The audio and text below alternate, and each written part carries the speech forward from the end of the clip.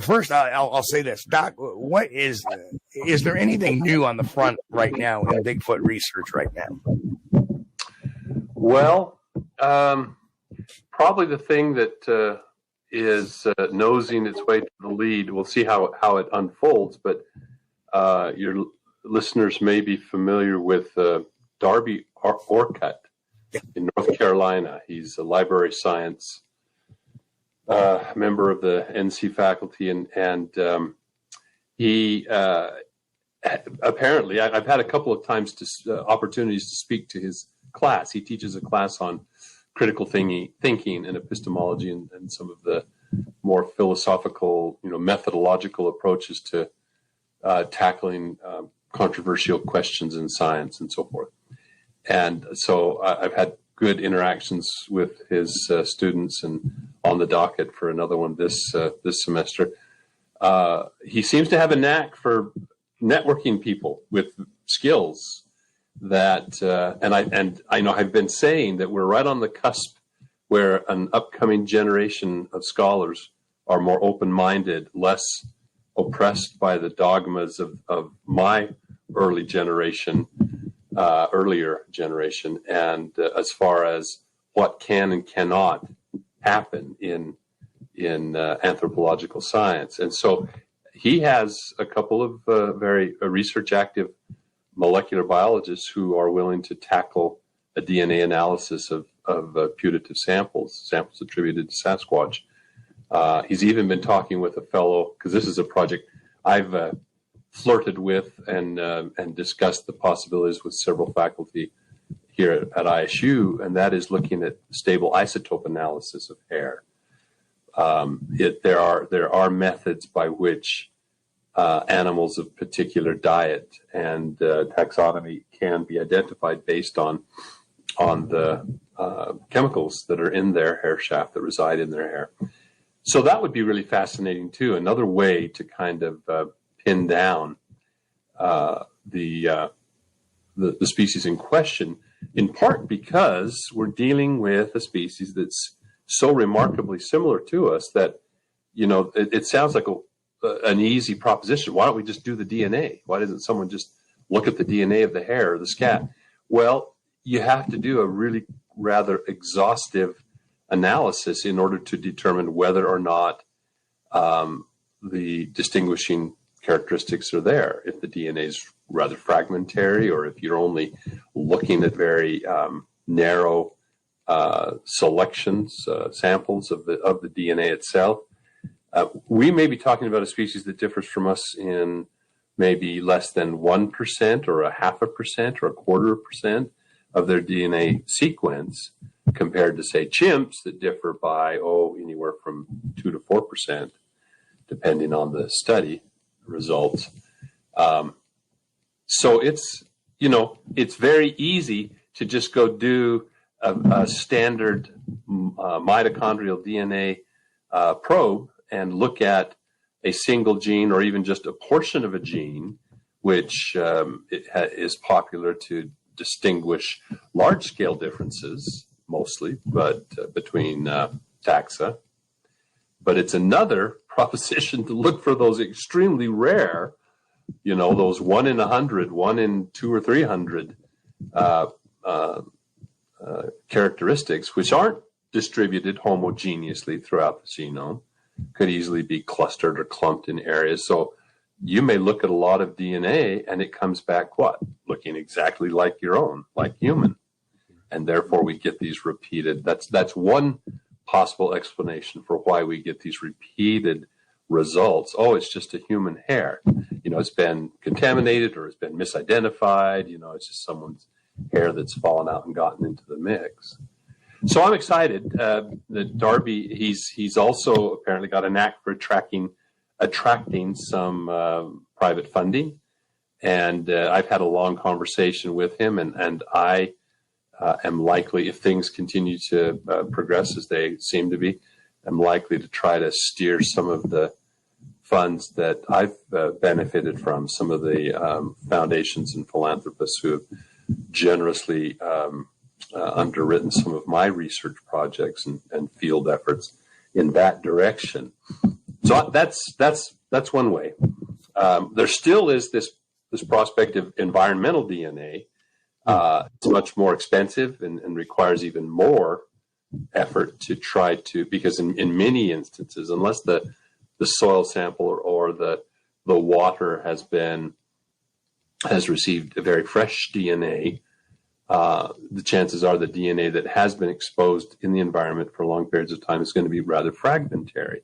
So you're faced with, it's like someone dumping out a 500 piece or 1,000 piece puzzle on the tabletop, and you've got to figure out, and you don't have the benefit of the cover illustration to guide you really.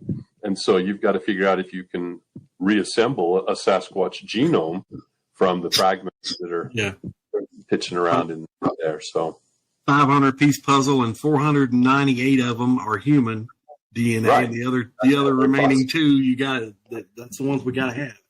Yeah. So I think people just need to keep that in mind. It's not to excuse. But the critics, the skeptics who level criticism, sometimes naively, not in every case, but the people out there need to be aware that this isn't just a silver bullet, a magic wand that can answer the question just if someone would just do it. It's going to take a lot of effort. I was in communication, still am. We haven't spoken for quite some time, but had a dialogue going with Neil Gemmell in New Zealand, who was one of the principal investigators for the project that looked at conducting an eDNA survey of the waters of Loch Ness. And it was a multi-year, multi-laboratory project. And it was, took a lot of effort before they were able to come to a conclusion and rule out all other possibilities and say, well, there seems to be evidence of an unknown an unknown eel of unknown characteristics. From the DNA itself. Yeah. But, it's not like you just send in your sample and your $50 and you get the printout back with the results of unknown hominin, of gigantic proportions. It doesn't work like that. Sure. So, yeah. And does question from Mike over in chat says, where is the best place to send eDNA? Is Darby doing eDNA as well? Not yet. And we discussed that prospect because I wanted to see, if any of his researchers here stateside, you save a lot of effort, a lot of trouble if you have a comparable facility and skills here rather than having to ship biological samples through customs and everything. It's doable. It's just a lot of work and a lot of effort and expense. And so his current position at the moment is no, that they weren't anticipating. He had discussed it with his team and said that they were quite capable and willing, but it would be much, much more expensive than what they were initially planning. And so, we're talking to have the staff that, Neil said he would need at least a postdoc and maybe two grad students to work on the project. And it would be at least a 3-year project, anticipate. So he put it in the ballpark of about $200,000 to $300,000. And I gulped just a little bit. And I thought that's not really out of reach, but that's going to take a lot of commitment from a lot of people and a lot of funding sources. So definitely more than a cup of coffee. I know I've seen a video with Ken Gerhardt and Dr. Haskell Hart, and they were doing some eDNA work. I know Haskell was doing some eDNA collections. Okay. So Mike, you might want to reach out to Dr. Hart. Yeah, I'll check because I didn't know that he was. He was evaluating and reviewing DNA work, but I didn't know he was set up to. Yeah, I just caught it. I was like, wow, Dr. Hart. DNA? Honestly, that would surprise me, but I'll check. That's not his. That's not right. Boathouse. So. I know. Chris, you want to ask one of your questions because I know you got. I got some I want to get in. Black ones are really good. Shoot. He's winding up. Dr. Meldrum, I had to bring my question up here. Yeah. What is your opinion on Sasquatch locomotion now regarding the Sasquatch foot strike, placement of the foot on the ground? Sure. Do you feel that the Sasquatch places its foot flat on the ground when it steps, when walking, or do you feel it may be the rear of the foot strikes first or the front of the foot? Either way, Right. some general idea. Well, I would say right off the bat, I don't think it's an either or proposition. There's subtleties between those two extremes of a stiff-legged Gestapo kind of a walk with a definitive heel strike and toe off, which is those are the characteristics of a striding gait with a longitudinal arch. We tend to walk with a fairly extended limb, anticipating heel strike, and that extended limb maximizes our step length.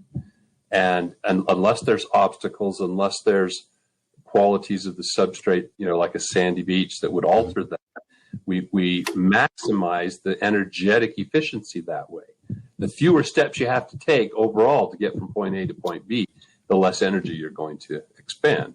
That's what I keep telling my wife. Yeah. So now when you have this gigantic proportions, if we're talking Patty at probably just under 7 foot and over 700 pounds, then there are other mechanical constraints imposed on the foot skeleton. And so if you look at those footprints that Bob Titmus cast and that Roger Patterson cast, this was one of the criticisms really that was leveled against the right and the left print that Roger cast. He looked for the clearest, cleanest, crispest examples of a right and the left and cast those two, and they were remarkably flat. And the lack of topography that is characteristic of the human foot, with the differential heel strike that drives the heel deeper, and then the raised longitudinal arch, so at least the medial side, and sometimes even all the way across the foot if there's a hyper arch, is elevated, and then the differential concentration of weight over the ball of the foot as the center of mass passes inward across the ball and then out through the big toe, which provides that last impulse of forward acceleration. So, but in contrast to that, Roger's tracks looked flat as a pancake, essentially, and they were argued that they were just carved out of wooden planks. That fed right into the notion that these were just made by stompers, which you had to kind of walk like a snowshoe. It's not practical with the increased circumference of a snowshoe around your foot to walk in the same way that you would walk without such encumbrance. And so if you look at examples of credible Sasquatch tracks, they tend to show a lack of a distinctive heel strike. The way Patty walks also suggests that she's not walking with an extended leg, but rather a much more compliant, meaning the joints are slightly flexed so that the soft tissues, the ligaments and tendons, can take up some of the shock of that contact with the substrate in order to transmit this massive, 700 pounds in her case. An 8.5 foot to 9 foot male is probably, up to 1,200 pounds. I tell people I was trying to convey this to some kids, some sixth graders just the other day.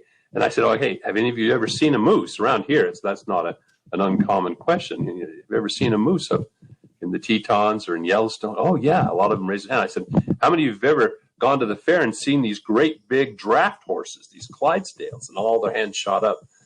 That's how big a Sasquatch is. Talking about in excess of 1,000 pounds, a big male Sasquatch. It's hard to imagine something like that walking on two legs. And obviously it's going to have a different manner of walking than we would. And so that compliant gait means that the foot would tend to come down flatter without that extended leg and that very sharp heel strike.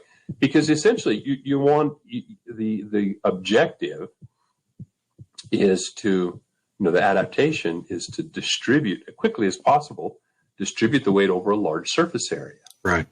Concentrated under the ball and the heel, under points of support of a longitudinal arch, and hence a flat, flexible foot. The flexibility is another story. That's a different story. That's the legacy of grass climbing up vertical supports, but on the ground, even with a non-divergent big toe, one aligned with the other toes, that flexible foot allows for a lot of accommodation of irregular substrate, especially going up steep inclines, because you can engage the substrate with the anterior part of the foot while the heel is still providing the leverage, right, without having to rock up onto the ball and the toes. It's like if you have fairly stiff hiking boots and you think about when you hike off trail and you go up a steep slope, you end up kind of adopting a strategy that mountaineers with crampons on a glacier and ice field use, just sticking your toes in, right, or you turn sideways and do backs, walk with your feet more parallel to the incline of the, or not parallel, but crossways to the incline of the slope. Well, that makes perfect sense, and it explains a lot because as humans, we do the heel and toe things while we're walking, and right, you can notice it if everybody will just take the time to notice people walking by. Sometime you'll see their heads are like bobbing up and down while they're walking. Right. Definitely, and these creatures when they walk. The ones that are not somebody trying to fool us in a suit are extremely smooth gait. It's right. One of my best friends had a sighting here locally in 2011. He saw it going down a hillside, and he said it looked like to him the way it was moving, it was almost as if it was floating. Right. Because there was no bobbing up and down movement. Yeah, I've had witnesses say floating, or they thought it was on a bicycle, or they thought it was on roll. I mean, it looked like it was. I mean, they knew it wasn't on a bike. It wasn't on a roller skate. They looked at, but exactly that characteristic is absolutely correlated with this. What I've just described, that walking on the stiff leg, it's like pole vaulting then over the support limb that's fully extended. Whereas with Patty, as her body weight goes over, in order to avoid that vertical oscillation, which is problematic and uses more energy, you come down with flexed ankles and knees and hips in order to absorb that. And so the center of mass is translated more horizontally, and there's much less head bobbing, and it's just a smoother gait. We tend to do the same thing when we're carrying a heavy load. If you're backpacking, you tend to walk with a bit more compliant gait, whether you realize it or not, especially if you're walking downhill, like you mentioned, where there's that increased acceleration downward with the step. And so you can kind of get a sense of that same strategy next time you don a heavy backpack or pick up, extra heavy grocery bags or something like that. Right. Now, weren't the Patterson tracks, didn't they have different toe splays on them? Well, they did. There wasn't a huge amount of splay evident, but there were varying degrees of flexion. Flexion very different than the kind of angular flexion that you see when a stiff, rigid stomper gets rocked forward and pushes in the toes at this really weird angle, abrupt angle. Right. So there are distinctions. So the toes in a Sasquatch, the toes are mostly being used for it, like Patty walking there across the relatively flat sandbar, for traction, to keep the foot from sliding back as she pushes off. Or when they're going up the hillside, obviously there's a prehension function as well to grab onto things, and their toes are longer. Patty, however, is one of several who has quite webbed toes. The sole pad actually extends up almost to the proximal interphalangeal joint. And this is a variability. Yeah. The phalanges, just a quick anatomy 101. The phalanges are the bones of the digits, either the toes or the fingers. You have 3 in each finger, except the toe only has 2. So we have a proximal, means closer to the body, distal further. So a proximal interphalangeal joint. That if you look at your hand, it's that first set of creases that corresponds to that first joint in your finger, not the knuckle, but the finger.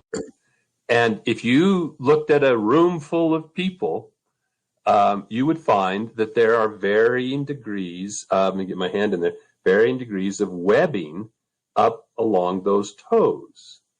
And so some people, it extends up quite high. And when there is more webbing, there's a little more restriction in the ability to splay the toes. Whereas toes that have less webbing, and we have webbing even on our hand here, I can kind of use it as an example. If you look at your palm, there's a horizontal crease, transverse crease, that corresponds to where your knuckles are. When your fingers bend, because of that palm that extends beyond the axis of the joint, you get a flexion crease. Go home and look at your birth certificate, and you'll find that you were born with just such a flexion crease across the ball of your foot. Right. But because of our arch and the fact that we don't flex our toes very much, that crease gets largely filled in by the connective tissue padding the ball of the foot. But it does persist in some individuals, and in some people, especially those whose soles extend further up. My ex-wife was one such example. We were sitting here. She hates when I tell the story, and I've told it quite a bit. But it doesn't matter now. We were watching a movie, and I would frequently, in that situation, she'd sit on the couch, and I'd sit on the floor, and she'd put her foot over my shoulder, and I'd give her a foot massage while we're watching the movie. Well, I was a bit distracted, wasn't really into the movie, and I have to combine one other observation. My ex-wife had a very substantial sole pad. She was a very petite woman, but she had this sole pad that went way up. So her toes looked like peas in a pod, but they were remarkably flexible. She could bend her toes under her foot until her foot looked like a fin. Right. The knuckles really prominent. And I would, tease her once in a while. Most of my boys inherited that same skill or ability. Let's put it that way. I'm not sure what it would serve unless you started boxing with your feet like a kangaroo or something. But and I can't do that. Any case, I'm putting 2 and 2 together in my brain, and I go, I wonder. And I pushed her toes down with her foot up to where I could watch the sole of the foot, and boom, a flexion crease went right across this ball of her foot, just like as I said, in these birth certificate footprints. And in some of the Sasquatch footprints, which drew a lot of attention, especially those from Northern California, where because it's genetically based, it seems to be kind of a familial trait. As I said, my ex-wife could do it, my kids could all do it, but I couldn't.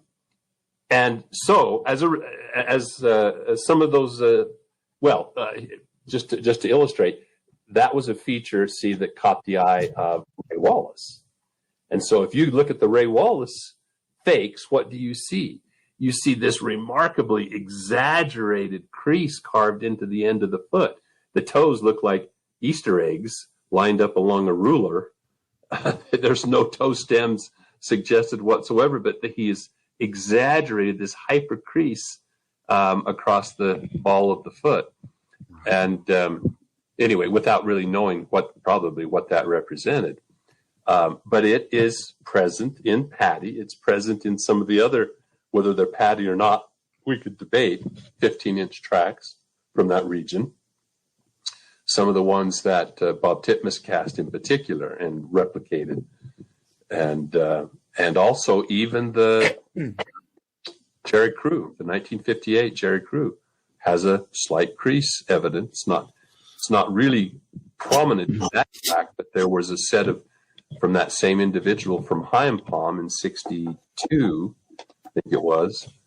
And in a couple of those, the crease is very, very evident. In fact, you can see in profile clearly that it correlates with a bit of flexion in the forefoot at that particular joint.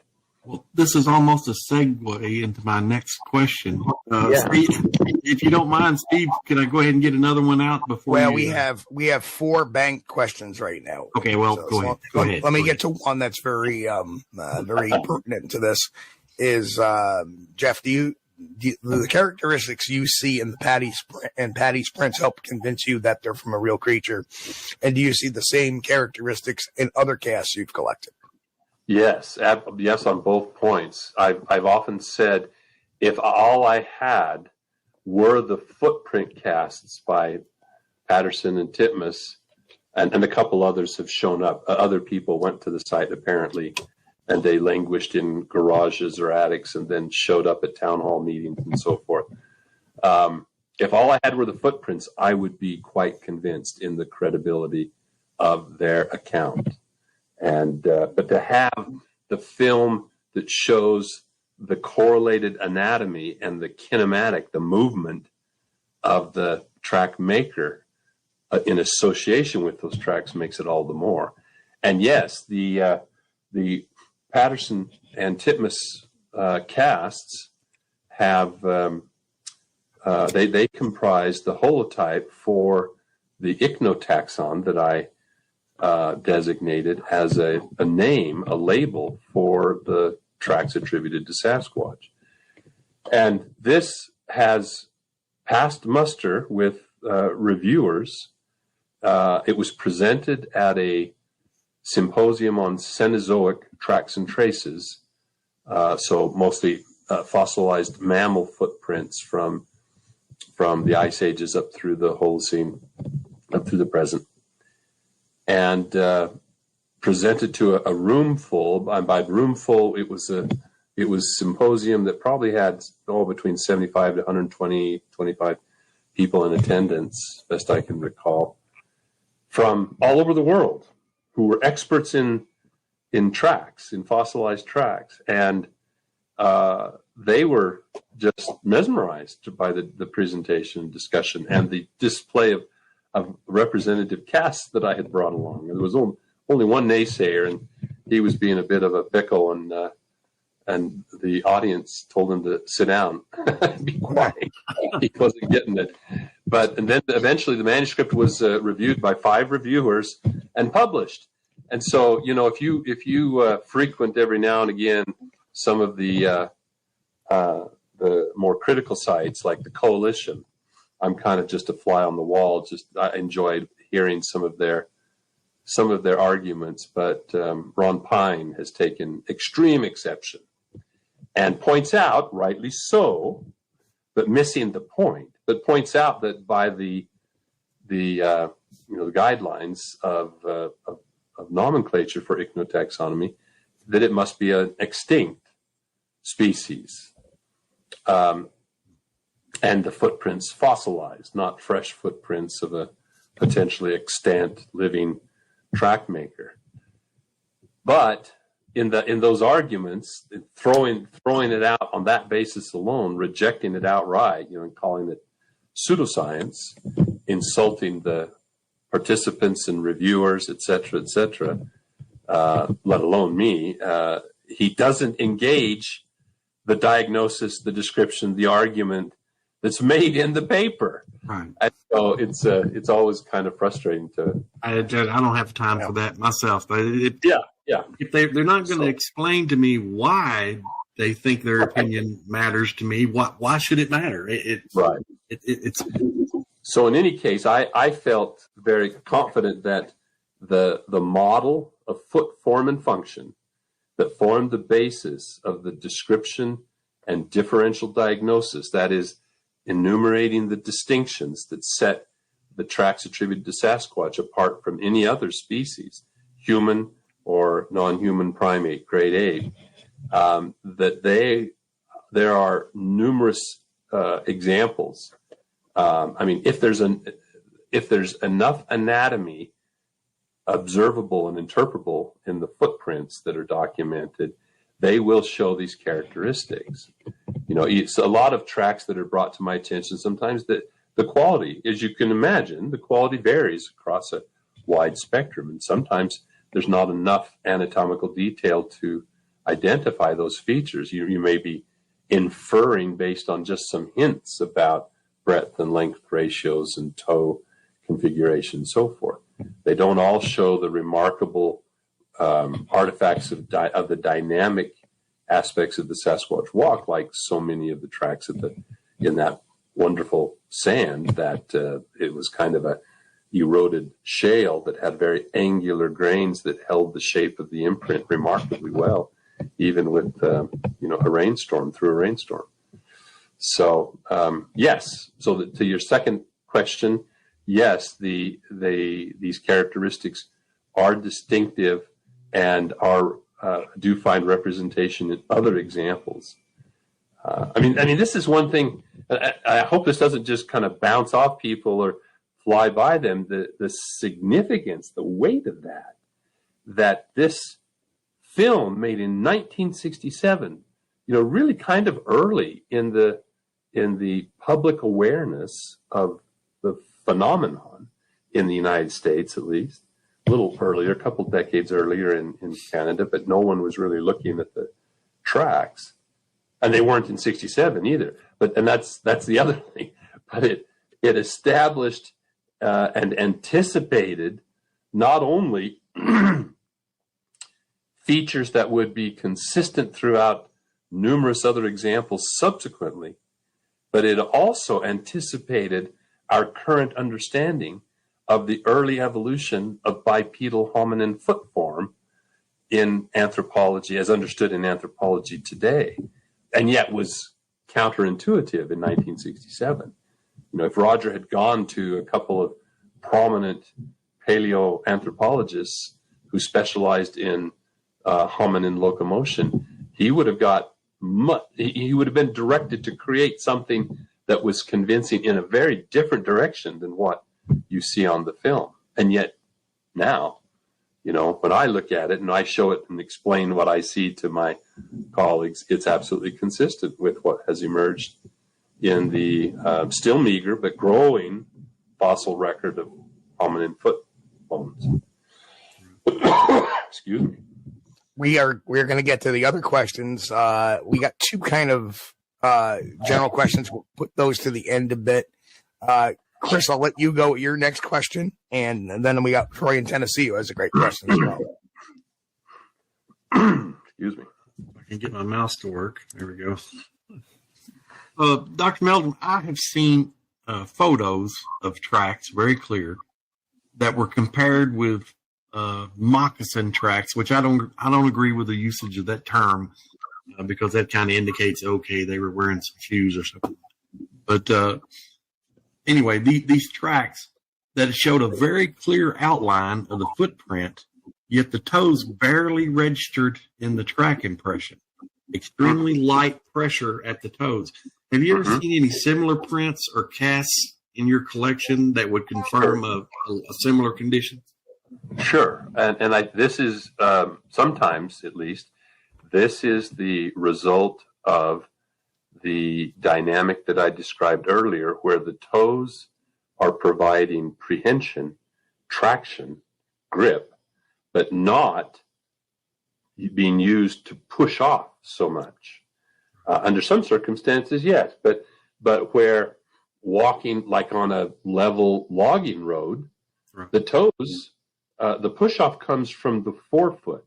So from the midfoot, where the transverse tarsal joint or the mid-tarsal joints, plural actually, the calcaneocuboid and talonavicular joints, right in our instep. Yeah, I know. Those are just, so in other words, the joint right in front of the heel bone, right, and the joint right in front of the ankle bone. Right through there are two joints that are kind of lined up. And in apes, those two joints can rotate and flex and extend to a much greater degree than ours can. This is what allows the chimpanzee, for example, to grab onto the vertical branch or trunk with its forefoot and toes, including the toes, And yet the heel, get this right, the heel can still lever and provide that propulsion up the tree. Okay, so where that pair of joints breaks or flexes, see, this is where mid-tarsal break, it means to flex, not to damage or split into two pieces. It means to flex along an axis.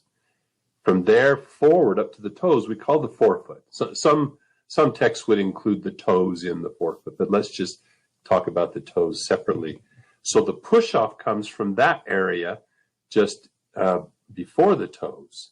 That's where the deepest part of the imprint is. And it's not restricted to just a limited area of a ball at the base of the big toe, and some would also apply that term to the heads of those bones of the instep, the metatarsals, all the way across the width of the foot.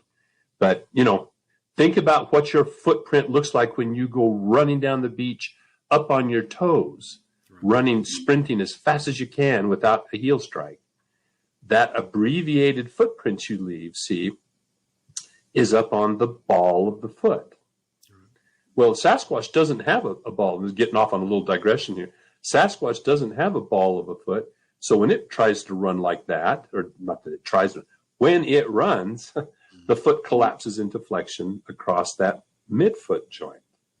And it leaves what I call a half track. We have numerous examples of this. All right, now back to your question then. If you go to John Green's book, the original cover that was kind of that slightly orangish beige color, and there's a full-size photographic print of one of the Blue Creek mountain tracks, you'll only count 4 toes because the 5th has left such a faint impression, it doesn't always even touch down. The push-off is coming from behind the toes, and they're not there. You go. Yeah, that one. Look at just the toes. You can't find a little toe on there. Right. So it wouldn't be surprising then if somebody followed a trackway and they found an area like next to a tree where the creature had stopped and was not walking, was just simply standing there. Mm-hmm. The impressions of the toes would not necessarily be very deep. Right. That could very well happen. The footprints that I examined in the blues that I was shown by Paul Freeman, and I made a series of 7 casts. And when it was walking on the flat with no incline, and it was a fairly obviously leisurely walk, I could match the step length easily myself. Then later it took off and the step stretched out, and then it ran with the half tracks, and it was the step length was almost half again, if not double sometimes my normal walking step length. In any case, a number of those casts that I made, you can't even see the 4th and 5th impression. It just looks like there's 3 toes on the inside of the foot. And I've sometimes pointed out when people say they find 3-toed and 4-toed tracks, I always ask, were the toes evenly spaced across the end of the foot, or were they offset? And then that would suggest that either some toes haven't imprinted or an amputation. I mean, when you're barefoot and you're out about, it's possible to have a toe get snubbed off when a rock falls on it or something like that. Things can happen. So I was going to add one more thing. There was another example that came to mind. Oh, that was it. Also, amongst some of Paul Freeman's, and these drew attention because they looked so funky. The foot had these toes that were these little triangular stubs across the front of the foot. And people were really perplexed by that. Why would they look like that? Well, imagine a foot pressing into the soil and pressing in such a way that the weight is over the forefoot. The toes are not engaging. The toes are more passive at this point, and they only press in at their bases. Yes. In which case, and I don't know if I can do it on camera, in which case, a finger or a toe is going to look like that. If you can see that. I don't know if you can. No. Yeah. There we go. Right. It's a little triangle because the toes are pushing up in the air. They're not curled down in. I've got one example from the blues of a track that looks like that, and another example of what is clearly the same individual based on everything else, size and outline, the shape of the heel. And in that case, the toes have engaged, and they're quite long, and they curl in, and the tips have dug in. So you hold these two together, and it's really a remarkable contrast. Mm-hmm. Everything is identical, except in one case, the toes are truncated, and because they're poking up above the level of the ground, and in the other, they've curled down into the soil, and you've got these long, almost finger-like toes because of the differential length in the Sasquatch footprint, which is another one. That explains a lot. Yeah, I mean, again, it's there are these explanations that don't get. I included a lot in my book, chapter 13, which is dedicated to the footprints. Focused on the footprints contains a lot of this information, and I did kind of pull the stops. I mean, if you're worried about go in with a medical dictionary maybe, or with the theory to help you out. That's the thing. Just ask for. It's time to do a little education on foot bone structure. Yes. Yeah. But the point I wanted to make is that there is so much substance. I get so irritated. I was just reading a review of a book that's just come out, this one by O'Connor, The Secret History of Bigfoot. And it's another one of these, a writer who's taken kind of a sociological approach to the phenomenon and the people involved. So he has really no acumen for evaluating evidence, and references to evidence are very superficial, very cursory. And in one of the reviews of his book, the reviewer in the final paragraph, just says how, and O'Connor says that he's a skeptic from the very start. And his skepticism comes through time and time again as he denigrates as well as reports. Can't do it objectively and just in an unbiased manner. He has to spin it to support his position of doubt. As so many of these authors, he's not alone in this, but it's a really disappointing aspect of this genre of book. But in the reviewer's last paragraph, he said, this was an enterprise that was doomed to die, to fail, trying to demonstrate if Sasquatch existed or not, because, he continues, there is no evidence. Oh. This authoritative statement, there is no evidence. It's not even worth, dignifying really with a response. He's in the same club as all those people that say, "Oh no, the Patterson Gimlin film was debunked years ago." Right? No. Yeah. Well, so I don't have to deal with the facts. It's already been explained. It's funny when a bias comes across so strong. And I remember doing my when I was on Monster Quest, they had one of the skeptics there going, well, there's no evidence, and this guy was an anthropologist, there's no evidence that North America could support a large primate. And I'm like, oh, yes. Yeah. We're large primates. Yeah.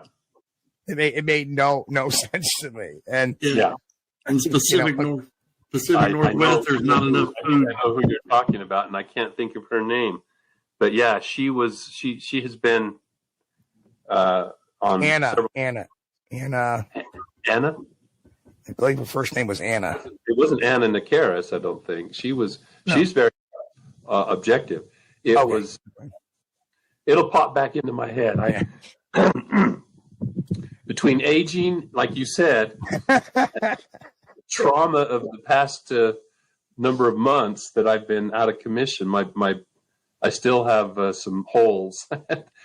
It's like, and most people won't appreciate this analogy, but the switchboard operator, I feel like someone has just come in and pulled out all the cables, and I'm sitting here trying to reinsert the individual, make the connections again. Sometimes it's funny because it's usually there. I can eventually remember it, but the reflexive recall is what's been dampened. And It's just it comes with the territory. Trust me. Yeah. Let's see. Let's go to one of our questions here. Troy in Tennessee, has a theory of a fused SI joint been put forth to explain the floating gait of Bigfoot? SI joint, sacroiliac joint. I have no idea what it means. I want to make sure I've got the right acronym. I'll assume he means referring to the sacroiliac joint. No, that hasn't come up because there's so much other. I mean, that's not to say that a pathology like a fused SI joint might manifest in similar ways. But if you want to see literature describing this way of walking in humans, just Google Groucho walk in reference to Groucho Marx, who had this very distinctive stoop with his cigar, and he would walk across the stage with very flexed limbs. So if a human adopts that posture, that manner of walking with flexed limbs and a forward stoop, it's been called in the literature a Groucho walk. And what they found when conducting studies of individuals walking that way over pressure plates, they found that it reduced what's called the ground reaction force, the impact force. But they describe it, instead of talking about impact, they talk about the ground pushing back against the heel. But it can reduce that by 15, 18, 20%, depending on the individual and their body build and such. That's a remarkable reduction in impact force when still walking like a human with a heel strike. You still walk with the heel strike in that way. So, when we look at the Sasquatch, how does a Sasquatch, how does it maintain the weight per surface area of the foot in a range that meets the tolerances of the tissues involved, the skin, the underlying adipose tissue, the muscle and bone. And one way is to greatly increase the surface area by increasing the width. The second one is so the heel is much wider than a human. Outside of the range of human variation. And the forefoot as well. So the whole foot is much wider. Then if the arch is not raised, there isn't a raised arch, better way to say it, the foot instead is relatively flat. There's a greater surface area in contact with the ground. Then if you combine the behavioral aspect of walking with a compliant gait, that reduces the compressive forces, the reaction forces even more. And Grover, in his book, did a nice little study where he tried to kind of approximate the impact of these. I'm not sure whether here now at the moment, whether he included the Groucho walk in it. But basically, he showed with some guesstimation of variables like weight and so forth, that those factors did reduce the impact per square inch over the foot down to levels that are comparable to human. So a big 800-pound gorilla or even 1,200-pound gorilla isn't going to damage their foot with that heavy gait. They don't have to. They have obviously modified. This is why Sasquatch tracks are not simply enlarged facsimiles of a human foot, but yet they've maintained the basic patterns, the basic architecture of the skeleton and the elements of hindfoot, forefoot, and the 5 toes of the hominoid body plan. They didn't evolve elephant-like feet to support the massive weight with a 5-inch deep cushion of fat under a. It's amazing to me that elephants actually are digitigrade. They walk up on their toes, and but yet they rest back down on that tremendous fat pad that is a huge shock absorber. Anyway, But the point is, I mean, if you were imagining, if you've seen any of the fake carved feet, I alluded to Ray Wallace's ridiculous looking feet, and he was supposedly inspired by Rant Mullins. You look at Rant's carvings, and even Ray Wallace said no one would be fooled by those. Yeah. They were so crude and so ridiculous looking. The alternate would be to just take a more human-like foot and increase it in size. I mean, that's what a lot of graphic artists to make clip art and so forth do when they make a Sasquatch track. But it's not that. I mean, the distinctions, the things that characterize the Sasquatch foot as we started off this conversation, they are biomechanically, elegantly adapted to supporting and locomoting a large bipedal primate. That's what's so remarkable about this. To just blow it off as all a bunch of hoaxes is just, it's naive. Ridiculous. Yeah. It makes sense to me. If you took human feet and put them on a Sasquatch body, you'd end up with a bunch of broken parts down into the feet. Fallen arches and bunions and right. So, Chris, I want to get into basically question 4, 5, and 6 on yours. And wow, thank you, Mark. Dr. Meldrum, can you tell us about the day you met Paul Freeman? Yeah. What's that beard grooming routine? The day I met Paul Freeman. Thank you, Mark. And Mark, we will get to your question. That'll be the next question we ask. I had become aware of his book. Well, let me think. I back up. In reading, although I didn't appreciate the individual personalities involved, in reading Grover Kranz's book, Big Footprints, later republished as Bigfoot Sasquatch Evidence, much of his cast analysis rested upon the, many individual pieces he had examined from Paul Freeman's, as well as Wes Summerlin and Bill Lowry and some other characters that went into the woods there in the Blues outside of Walla Walla. So I was first exposed to the name there, but it wasn't until Richard Greenwell of the International Cryptozoology Society had asked me to write a review of Vance Orchard's book, Bigfoot of the Blues, in reference to the Blue Mountains. He later changed the name because it kept coming up in searches for blues music. Bigfoot was into blues, into that's unfortunate. Yeah. The Sasquatch. There you go. Perfect. I should have known you'd come up with something like that. All right. That's great. So in the process of reading and looking carefully at that book, I reached out to some of these individuals. First, I reached out to Vance and explained what I was undertaking. He was delighted. And I said, look, what I'd like to do, because, his writing is great. He's a good journalist, very engaging narrative.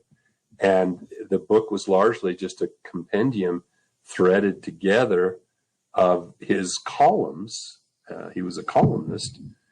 And so it boiled down to, is he a good reporter, an accurate investigator, and relater of these details? So I wanted to talk to some of the principals involved, asked Vance if he would provide me with a list, with contacts. I gave him a list of the ones I was most particularly interested from the reading of the book. And of course, Paul Freeman and Wes Summerlin were probably at the top of that list, but I talked to other local people and some other extended members of their families that were involved and saw some interesting stuff. I mean, they provided slides and photographs of other footprints that weren't illustrated elsewhere in the collections. And then, so I eventually did talk to Paul Freeman over the phone as part of that review process. And we had talked about, hey, maybe I would come over for a visit. I really wanted to see these tracks in person, these footprint casts, rather, the track casts. And so we kind of punted and said, we'll try to maybe during spring break or something I can come up. Well, I happened to be visiting family. It was in February, and visiting my extended family in Boise. And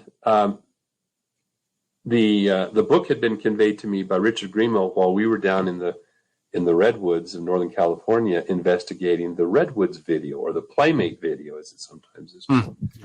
So all of these things, when I had the opportunity, Richard and I, to go down there with the documentary crew and actually do some forensic measurement and evaluation of the site, and combined with the specs on the RV and the camera and so forth.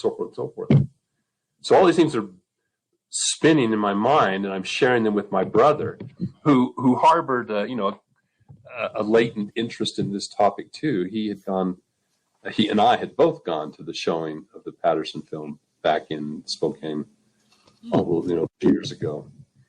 So I said to him, let's, the wives were interested in taking off and doing some shopping. And I said, let's do a little road trip. Let's go up and see if we can catch, if Dr. Krantz is going to be home and be willing to show us his lab this Saturday, which he was, to make a long story short. He was, we did, we saw all these things. We pulled out all these cast copies from his drawers. We're talking and making observations. Grover was delighted by my interest and my background, from where that interest was coming, made me a whole box full of replicas from his molds to take with me. And then when we went home, we went back through, I said, let's go back through Walla Walla instead of down. The weather was bad. The roads were icing up. The highway through McCall was pretty treacherous. And on the way up, we saw several slide offs. And let's go back through Walla Walla. And when we do, let's stop and pay a surprise visit to Paul Freeman in West Summerlin. Sure. That was my first face-to-face meeting with Paul. We showed up on his porch on a Sunday morning, and or early afternoon, I guess it was by that time. And he had just pulled in the driveway. Turns out he'd been up running the roads because the snow had melted off some of the lower foothill roads, and he was running those roads looking for fresh tracks, and had found some. He told us eventually, divulged to us, after we were pulling out boxes of original footprint casts. And there's something about the originals that they just have an animation to them that's a little different than the copies. It's hard to explain how it is, but it's different for even, like, for example, when you have a hominin fossil skull in your hand, or you go to the American Museum when they had the ancestors visit and you're looking through this bulletproof glass and there's the actual bone that resided in a living organism. It's a whole different experience. And the same kind of thing applied to the originals. They just had a different quality to them. And I'm pointing out details and plying him with questions and, what were the circumstances of this one? And are there any others that go with this one? And, did you notice this? And look, I can actually see skin ridge detail here. And he goes, well, you obviously know a lot about footprints. Would you like to see some fresh tracks? And my mouth just kind of slacked, and I turned and looked at my brother. And he looked at me. I said, what do you mean? He said, well, I found some just this morning. I was just returning from driving the roads when you pulled up in front of my house. And so I said, what have we got to lose? Yeah, let's go do it. So anyway, for the rest of it, you got to get my book and read the introduction. Yeah. Now, quick question. And this is something what do you think of this particular video? Do you think that Paul actually captured a Sasquatch? I do. I mean, there's been lots of criticisms raised. He had a fursuit and this and that. And he had a bear skin. And I mean, whatever that is, the light's playing off the hair in a very natural looking way. It doesn't look like faux costume hair. Certainly not cheap faux costume, fur cloth. More recent, and the thing that always, again, it's kind of like with the Patterson Gimlin film. If all I had were the tracks to go by, I would be convinced. But I have so much more. And in this case, when Paul arrives there on the scene and he's looking around, he sees a line of tracks in the dusty road that runs up from the loop road up to and around the spring, right about to where this creature is. And there were clearly tracks in the dust, and he gets some fairly close shots. Now, the individual whose tracks I witnessed in 96 had a rather distinctive trait. I describe it in much detail in the book, and it's called Morton's toe. There's some confusion about Morton's, what that is, but the consensus use of that term is when the second and third toes are longer than the first and the fourth, but nearly subequal, nearly the same length. Okay, and that is that combination of those two toes being nearly the same length, as opposed to the second toe being longer than the third, fourth, fifth on down, and longer than the first. That is the Roman classic, and that's fairly common amongst Europeans. So the other, Morton's toe, is pretty rare in human populations. You know, it's just in the single digits in frequency, and the tracks that I witnessed in 96 had that characteristic. And I was drawing attention to that in some of my descriptions and so forth. Well, all of a sudden here on that dusty roadway, these clearly outlined imprints with good imprints of the toes clearly had the same Morton's toe. And I sat up in my chair and I thought, I wonder, could that be the same female? Because I think it is a female. Her foot is just slightly smaller than Patty's. It's about the same breadth ratios. The females tend to be more parallel-sided in the 13 to 15-inch range, whereas the males, like the big Jerry Crew one, I think is a male, is almost 17 inches long, and it has a much more wedge shape to it. The forefoot is much broader than the already broad heel, and so it gives it a kind of a wedge shape to it. Anyway, so if that distinction holds, if that's accurate, this would be a female. And there's even been speculation, that she might be a pregnant female. She looks a bit rotund, and the breasts then wouldn't be evident because they're lying on top of they're not engorged like with lactation like Patty's appeared to be. Right.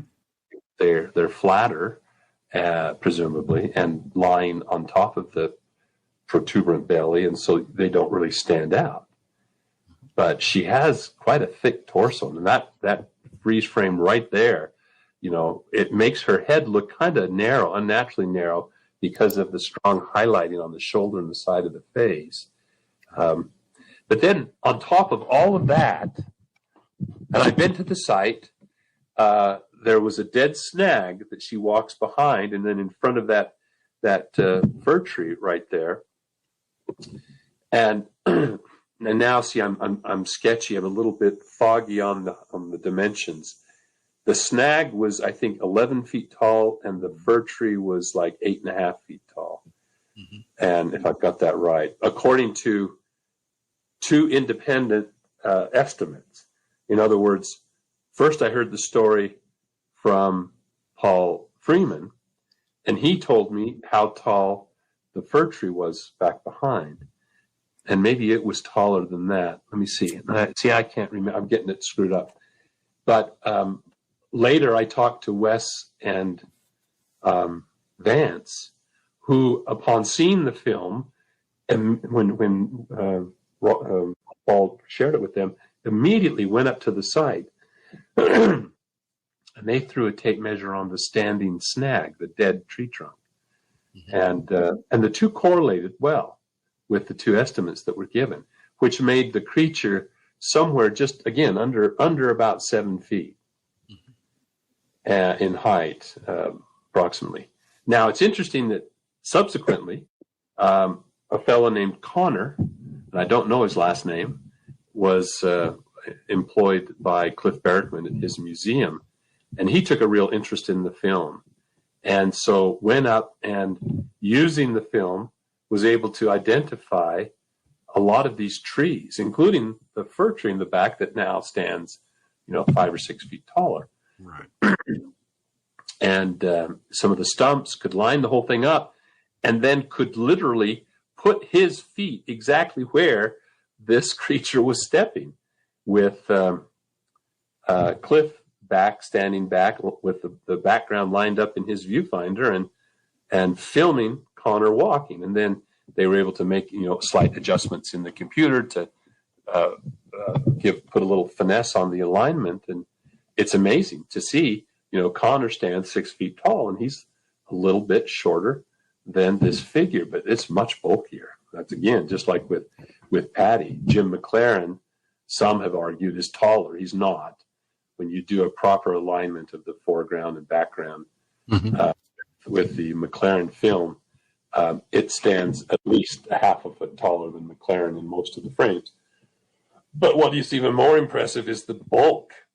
I mean, McLaren is a little lanky, but he's not a beanpole. He's a very muscular, athletic build on a tall frame. 6'3", 6'4". Can't remember now. Yeah. More prepared if I. It was my thought with the apparent. They said that there may be a baby lift going on. Yes. And I'm thinking, she's kind of rotund because maybe she's postpartum still. Well, that's another possibility. Yeah, that if the baby is not ambulatory yet, there were no tracks down in the dusty road bit, and none that were identified later up on.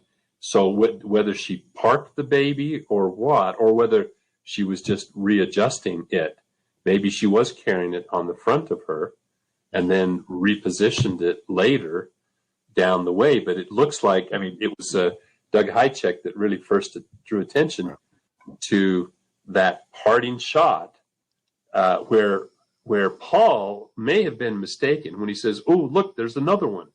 I think it had covered ground faster than he thought, and so when he got up to the head of that little trail and turned and looked left, where it was retreating, it was further away than he thought. I think there was some confusion on his part, but in any case, in transferring it to a digital copy, Hychek drew attention to what looked like it hoisting up an infant with the legs dangling and then grabbing onto mom and kind of on the hip carry type of a scenario, presumably. So that's it's intriguing. There are those potential factors that all make it a much more complicated, enriched story, I think, than just a simple encounter. Now we have 12 questions in the queue, so I think we should start getting to them. I'll try making more succinct responses. We'll try. Obviously, we're going to go to Mark for the super chat question. Is what are your thoughts on the recent MK Davis, Todd Gatewood petty frame enhancement they've been posting about? Oh, Jesus. I can't believe anybody takes that seriously. It's an enhancement. Well, it's not even an enhancement. It's an embellishment. This is grain film, an emulsion. This is not digital. And even if we're digital, it'd be the same principles. If you enlarge something beyond a reasonable resolution within a digital image, it becomes pixelated, right? Mm-hmm. So it can't resolve anything below the resolution of the pixel density. So with film, it cannot resolve anything beyond the fineness, the resolution of the level of fineness of the grain. So think of the grains of sand. These are photographic crystals embedded in the emulsion, and so just think of them as irregular shaped pixels with varying quanta of data in them. It would be a comparable. So Patty stands 1.8 millimeters on a 16 millimeter film frame. when you enlarge her, you can't see anything that is thicker than or wider or longer than about, probably, I think Henner Fehrenbach actually did the calculations. And it was like 2 inches, 1.5 inches or 2 inches.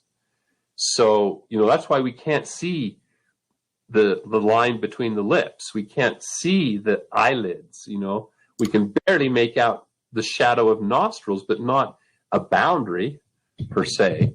And so to think that you can see eyelashes, next thing they'll be looking at the lice hair, And so like I said, I can't believe, and it just speaks to M.K. Davis's integrity when it comes to all of his other massacre claims and ridiculous allegations. If he believes that, then he's ignorant of film. If he doesn't believe it, but's foisting it for whatever reason, then he has no credibility, no integrity in pronouncing observations of the film. So I've been to homicides before where a person's been gone for a little bit, and that red is not red. It's either very dark brown or black because the iron in the hemoglobin oxidizes, causing it to change color. And that's you wouldn't have a standing pool of red blood. I mean, it's just the whole thing is so outlandish. Right. They shot 5 and they used a backhoe to dig a trench, and you can see the tractor tread marks on the sand. And I mean, it's just, if the fact that he takes that, or at least feigns to take that seriously, is just beyond. And the allegations, and he's admitted it when his feet are held to the fire. He's admitted that when he and who was it? Rhett Mullins? Was it Rhett Mullins that he worked with a little bit? He worked with John L. Johnson for a little while. Okay. Anyways, the two of them interviewed Bob at a pancake house or something. And allegedly, Bob admitted that it could have all been fake. Roger could have hoaxed him. Well, I had a heart-to-heart with Bob, and to give him the opportunity to explain that. And he said, no, it wasn't like that at all. They badgered me and badgered me and badgered me until I finally said, well, I guess it is possible. I mean, it's possible that the moon is made out of cheese, on the far side. But it's not very likely. And so that was all he said. He finally caved just because they were driving him crazy with this repetitive pressure about could he have been hoaxed. And so anyway, those kind of things are just distracting, as I've said elsewhere. All right, moving on, we'll get to Dennis Conroy's question. It's been in the queue for quite a while. And it's, how can Bigfoot withstand sub-0 degree temperatures in the winter? Wouldn't they get frostbite? Right. Well, there's a lot of animals out there that do survive it, and they have adaptations. They have means of maintaining either sufficient temperature, or they have physiologies of the tissues that prevent frostbite. And even humans are capable of a lot more than we give ourselves credit for. If you talk to these Everest mountaineers and various expeditions that employ Sherpas to carry their gear, and they'll often buy them sneakers to put on their bare feet. They're walking up here on these mountain trails in freezing temperatures. And do they wear them? No. They tie them up and stick them in their backpack and save them to sell when they get back in town, rather than protect their feet with this shoe wear. So, and other examples certainly can be cited. And I noticed too that Patty seems to have, especially when her feet come up, has very thick soles. Oh, I'm sure she does. I'm sure that the sole pad. There was actually a paper published by Susan Cashel, who was a PhD anthropologist back east. It's published in the Journal of Cryptozoology, and she draws attention to a particular footprint that Paul Freeman made a cast of, where the creature had stepped on a stone, and the foot had accommodated the stone, didn't push it all the way down, and so there's this indentation in the well, you presume there's an indentation in the foot. When the cast was made, it gives the impression of what the foot would look like if it was completely surrounding this stone. So you have to bear that in mind, that we're looking not at a mold of the foot, but we're looking at the result of the action of the foot through the step. But it clearly shows, and I did some experimentation after this paper came out, because she had actually suggested, I thought, an excessively thick sole pad in order to account for this, the thickness of this, the dimensions of this stone.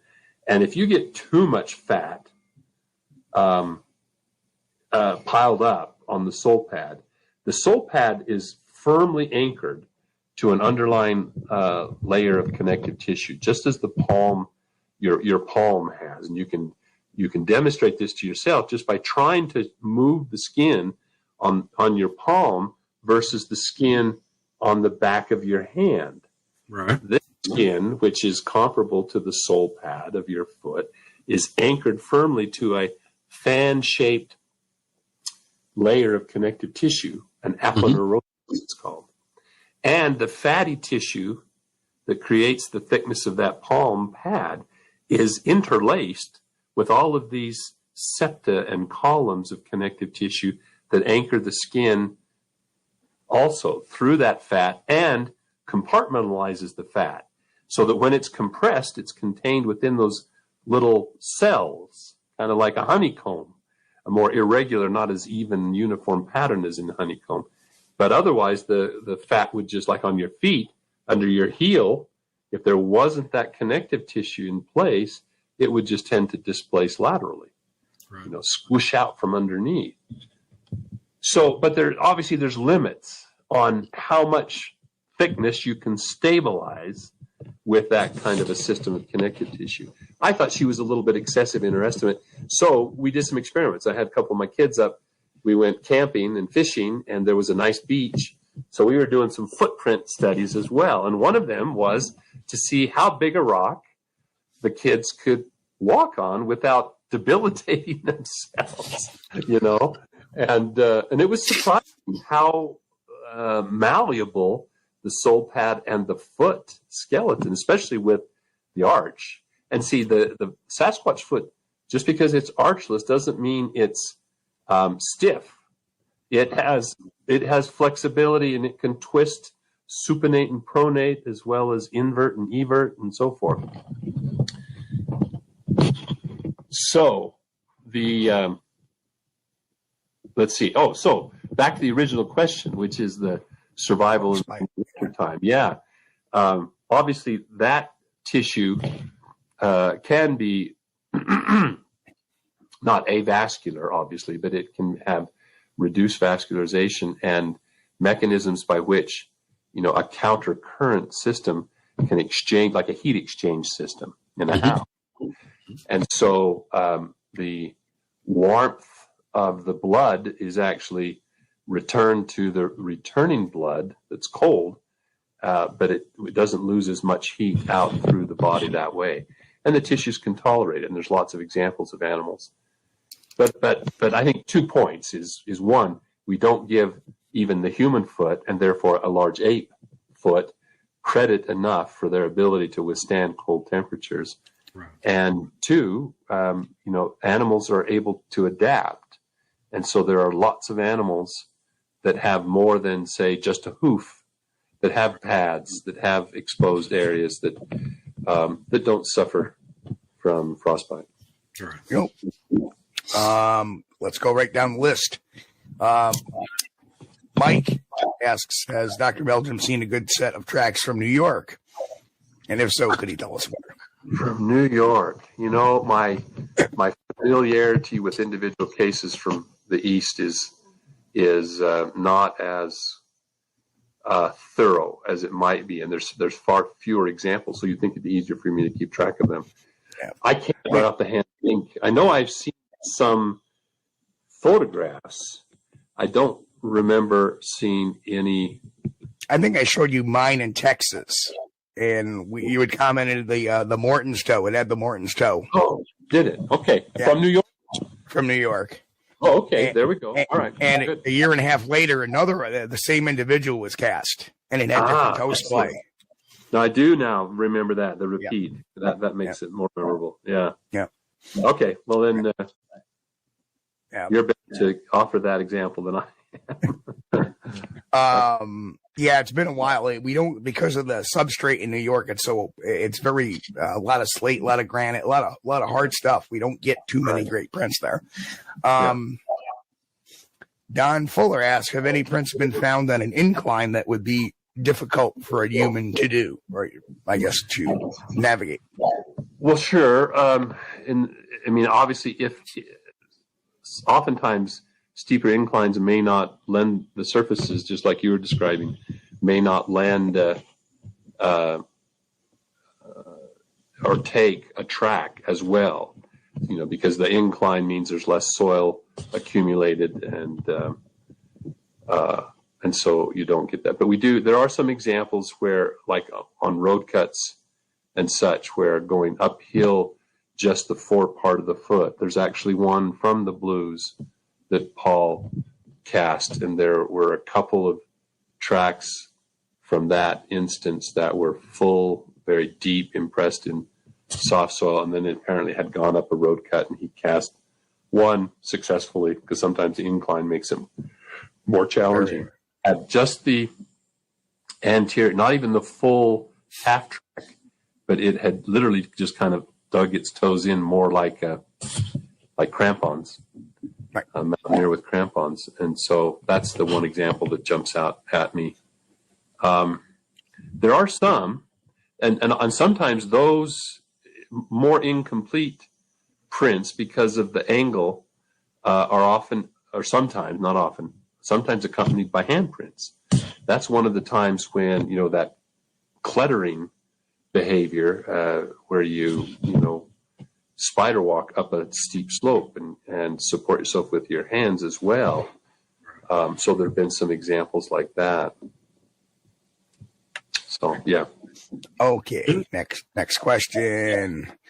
How difficult, this is from Chris Tipton, how difficult would it be to create a template that could repeat, I guess, these same actions he was talking about when you were talking about the steps and the deeper impression of the forward part of the foot.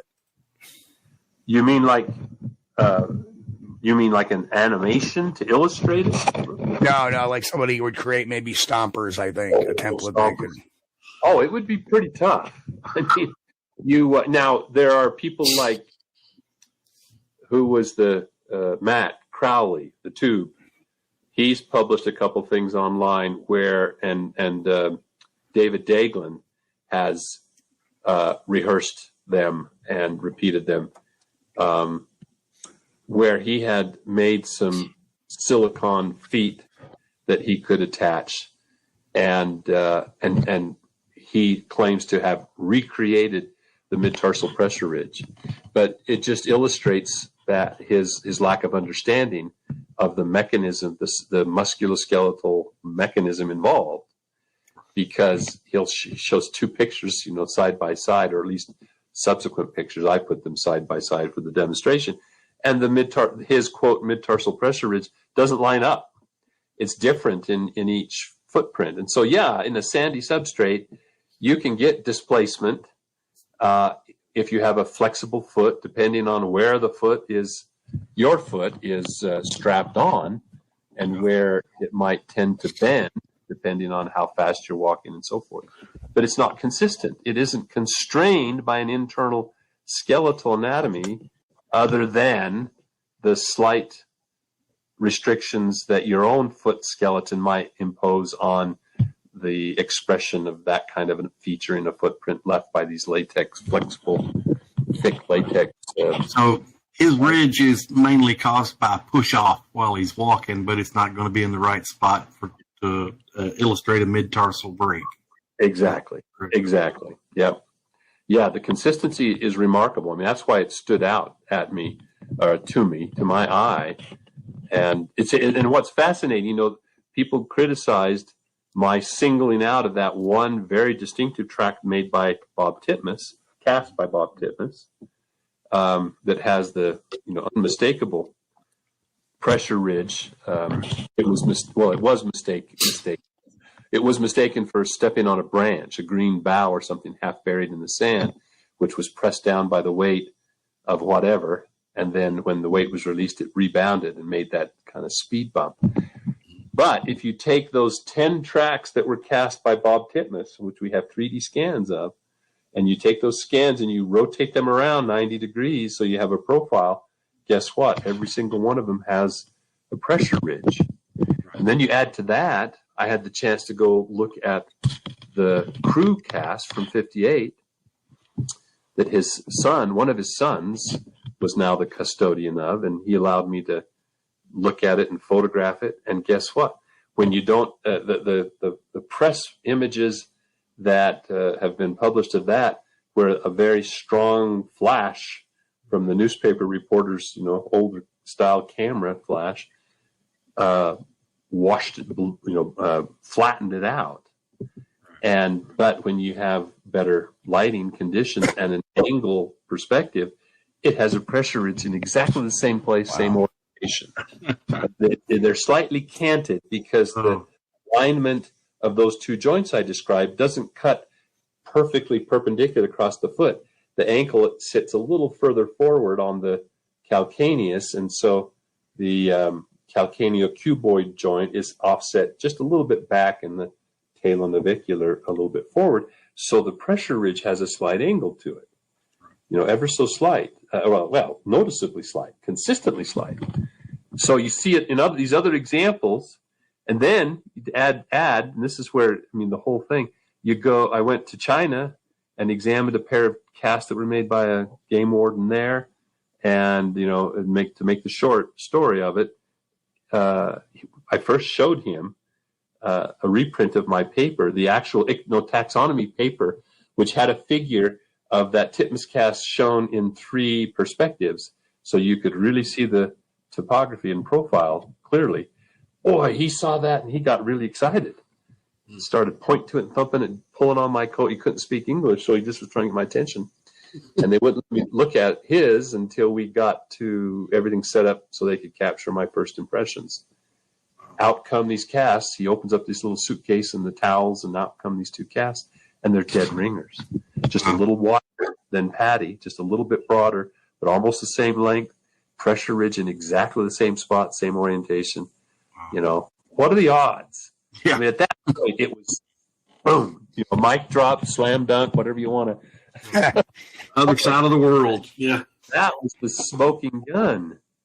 And that's just it, How do you account for all of these correlations if this is just, someone like Ray Wallace or his Klansmen out stomping footprints with crude wood carved feet? Right. The next question, Dr. Meldrum, in your professional opinion, do you think the species recognition of Sasquatch could be archived through enough detail within foot morphology? And if so, what are we missing? Pardon me. Probably not. And this is what I think where Dr. Krantz unfortunately got down the wrong path, is he suggested that, yes, we could, on the basis of the footprints, recognize an otherwise unknown species. And there's just no precedent for that whatsoever. But by naming the footprints rather than basing a new species on the footprints, name the footprints and get the recognition for that. That was the approach, that I was encouraged to take by practitioners of ichnotaxonomy who were open-minded and interested in this, and they thought this would be a great way to engender dialogue and conversation amongst their colleagues. And so with their encouragement, I did. And so the ichnotaxon, Anthropoidopes ameriborealis, which is the North American 8-foot, essentially is a description, a nomen that is attached to the footprints. It will not ever be applied to Sasquatch, even when it's demonstrated. There'll be a new taxonomic name given to the species itself, and the discoverer, will have the privilege of just designating that. But this was a useful exercise because, one, it provides a handle and a platform by which to engage discussion with others, but it also establishes those distinctive characteristics of the particular adaptations exhibited by the Sasquatch foot that help us to distinguish and differentiate it from other species. And so, and understand its locomotor adaptation better. I think then that provides insights into its evolutionary history and its ecology and so forth. Next question is, traveling with Jim, our good friend Jim Lansing, are these various Sasquatch, Yeti, skunk ape, grassman more closely related or less than sapiens, Neanderthal, Florensis, Java, etc.? Okay, so if I got that, are all these other names, the Sasquatch, are they close related or less than?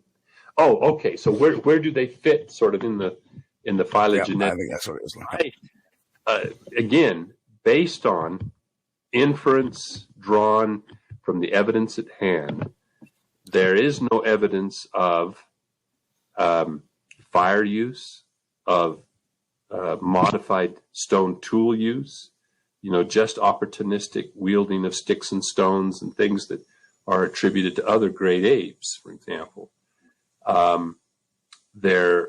They seem to have a simple social structure that's semi-solitary, if not solitary altogether. I mean, females are in the company of offspring. Males and females may form transient consort pairs. If they're anything like orangutans only produce offspring every 6 or 7 years, perhaps. It's a large interval. So there are lots of characteristics that are very distinctive from Homo. Once you have like Homo erectus, you have reduced sexual dimorphism, you have home bases, you have big game hunting, you have a distinctive, consistent tool culture, characterized by particular styles, and those can have regional variations, but nevertheless, the same tools were being made over and over and over again for millions of years, 1.5 million years in many instances. And so different than just, cracking a nut with a rock, or throwing a stick, or waving a branch that's torn off of a tree. And I could go down the list, that there are distinctions from the apes. You look at that Patterson-Gimlin film, and what do you see? You see a bipedal gorilla. I mean, you see something that is, I have a slide now that I show where there's a gentleman, in board shorts walking down the beach with sunglasses on, and then here's I found a picture of a gorilla and orang in almost the exact patty pose. The orang is actually doing it on a slack line. Is in the patty pose, and I do the little Sesame Street jingle. One of these things is not like the other. Does it belong? Can you tell me which one? And so, other than the longer hind limbs and that upright posture, which is being temporarily displayed by the gorilla and the orang quite effectively, the Sasquatch is virtually indistinguishable from those other apes. I mean, it's as much like the gorilla as the gorilla is like the orangutan. In other words, there's more difference between the gorilla and the orangutan than there is between the Sasquatch and the gorilla, even when you take into account limb proportions and a loss of a divergent big toe. We don't put apedom and humanity in our big toes, the position of our big toes. I do not establish or declare my humanity because my big toe doesn't diverge. Mine actually does more than some. So anyway, so I'm not of the opinion. Now, that's Sasquatch. If we look at something like the Russian Almas, then we do have tool use. The local people, when shown Mousterian spear points, one of the characteristic elements of the stone toolkit that Neanderthals are characterized by, the locals go, when asked about them, they say, yeah, the Almasti make those. Why are you interested in those? I mean, they're these backwards people live up in the hills. Sometimes we see them, we sometimes trade with them, but they're just, kind of like, I won't say that. But anyway, and then you go to the Orang Pendek, the Homo floresiensis, probably a relic Australopithecine, or Homo habilis, which is essentially just a Australopithecus with a brain that's about 50 cc's bigger. The distinction of making tools, which was the basis for dubbing them members of the genus Homo, has fallen apart. Not fallen apart, but is no longer exclusive, because now those simple Oldowant flake tools have been attributed to Homo, or to Australopithecus africanus, to the Australopithecine grade of evolution. So there's that, and then you get something like potentially the Yeti, the abominable snowman itself, and the most credible footprints, which are few and far between, that are discernible, that preserve enough anatomy to be sure about attribution, seem to have a divergent big toe, more ape-like in characteristic, if we're hung up on that. But that's what does that say? The retention of a divergent big toe suggests that they are tree climbers. Mm-hmm. And so they don't strictly inhabit the snowfields of the high mountains, the alpine zone, but rather their tracks are found walking bipedally, because like many apes that I have witnessed and observed directly, they don't like to get their hands in the cold snow. Makes sense. Who does? I mean, we did this down at the Hogle Zoo. You threw. They allowed me to throw food out, or put food out, to encourage the apes to walk, the gorillas to walk out into this thin layer of snow, and then they coaxed them, lured them back in with more food, back into their enclosure, and I was allowed then to go out and photograph and actually make some casts using snow print wax techniques of their prints. But without exception, they would all walk bipedal in the snow and then hold their hands up until they got out to the food. They didn't like to have their hands in there. Anyway, so the Yeti tracks are probably doing the same thing, getting from one subtropical forested valley to the next over a mountain pass, as do many of the animals like bear and so forth, moving from one valley to the next for more resources. So there's another type, and so on. Okay. I've put some stars on some questions there, Steve. If I think Dr. Meldrum may have just answered one of them. So, next question from Marty McKay. It says, Dr. Meldrum, do you believe that? And it's kind of a weird question. Do you believe in socioeconomic impacts of the government and science are legitimate for recognizing the existence of Sasquatch? Example, effects on camping and logging. So, in other words, to avoid impact, I was trying to find my glasses and I dropped them. Hold on just a second. There they are. Oh, thanks.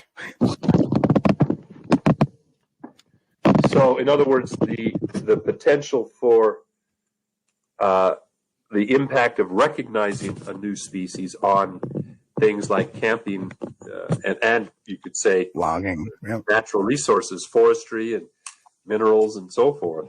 Well, there is that real possibility. I don't think that it is responsible or doesn't demonstrate integrity if you ignore the potential existence and deflect and run interference in any efforts to demonstrate the possible existence. It just in order to shield business or religious persuasion. I've had people who said, the discovery of Sasquatch will undermine Christian faith and the Bible and the story of creation. And I just simply say to them, does the existence of the gorilla threaten your faith? Well, no. Well, this is just a North American bipedal gorilla, essentially, It shouldn't have any impact on it whatsoever. In fact, for you, it just makes more perfect the story of creation, because there are no gaps. It's a complete perfection comes through completeness, right? That was the argument for the great chain of being. And that's where the term missing link came from. Nature was seen as a great chain of being with all of these gradations, from the most complex, the nearest to God, just a little lower than the angels, all the way down to the simplest. But there was recognized this gulf that seemed to separate us from the rest of the natural world. And so there must be some missing links in this chain. And this is why when new discoveries of fossil men were discovered, they were talked about as being missing links. So it's an interesting history in the use of it. Definitely. Next question is, what does Dr. Meldrum think about the possibility of Neanderthals in the Americas? I think that the possibility in the Americas is nil, essentially, slim to nil. I mean, never say never, I guess. But it's to me beyond coincidence, mere coincidence, that the former distribution, currently known distribution of Neanderthals, which extends from Spain and Gibraltar all the way eastward into the Caucasus and some of the mountains there around Mongolia. And I've had colleagues, as they have described these additional recent discoveries of Neanderthals further and further east, they said they wouldn't be surprised if we found Neanderthals all the way to the east coast of Asia. Of course, that predated the acknowledgement and discovery of the Denisovans and the shared genomes with peoples of Southeast Asia and the islands of Indonesia and so forth. So in a way, that prophecy was fulfilled, just with a slight variant, because the Denisovans are considered to be a sister group to Neanderthals, and they probably differed just in some particular adaptations where they partitioned their niche in different ways. Maybe larger teeth, for example, a different chewing apparatus, because the teeth attributed to Denisovans are big. Even by Neanderthal standards, they're big. They're on par with Australopithecine teeth. Even when Australopithecines are under 5 feet tall, 4.5 to 5 feet tall, or 3.5, perhaps. Some of the small female afarensis, 3.5 to 4 feet tall. Anyway, but again, and the coincidence, the correlation I was talking about is that range encompasses the traditional range of the Almasti in the Caucasus and in the Pamir Mountains and Altai, Tian Shan. And this is where researchers, in this case it was Myra Shackley, a British archaeologist, who was interested in these eastern Neanderthal sites, where she would locate surface finds, even without excavating, just on the surface, like in stream beds and whatnot, find these spear points, these hefty, robust spear points that were characteristic of the Levallois tradition, and show them to the locals. It was in these areas. So she actually wrote an interesting book and got a paper published in Antiquity Journal with a caveat by the editor because of the controversial nature of her premise or thesis of Neanderthal survival as represented by these traditions of Russian wild men. And her book, Still Living, is a fascinating treatment and includes, because she was fluent in Russian and so forth, some of these regional languages, she was able to make reference to a lot of Porshnev's writings and other Russian researchers into the question of the wild man. And it's probably the best source for English speakers of a lot of that material. So if you're interested in the broader question of relic hominoids beyond Sasquatch and Sasquatch-like creatures like the Yeren and so on, hers is a great place to start, her book, Still Living. Okay, if you don't mind, we got 4 questions and then we'll call it a night. Okay. A couple of them should be fairly quick and straightforward. This one says, can you please talk about juvenile Sasquatch prints, and do they appear to look more human compared to the adult Sasquatch prints? Right. The smallest we have, in fact, I've got one right over here, coincidentally.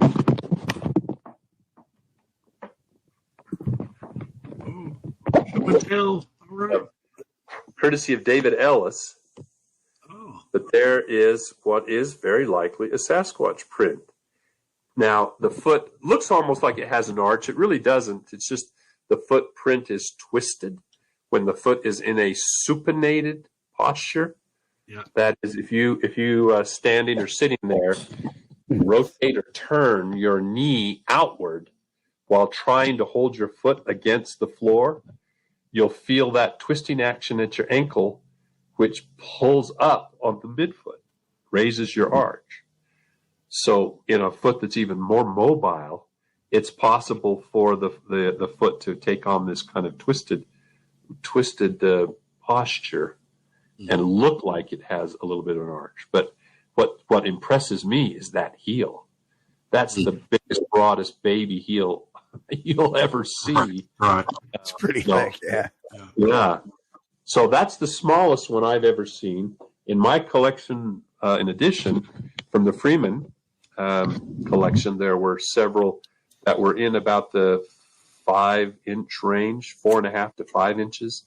I think that's probably the smallest when they're ambulatory. And they have been found. The one that I think is the most interesting, although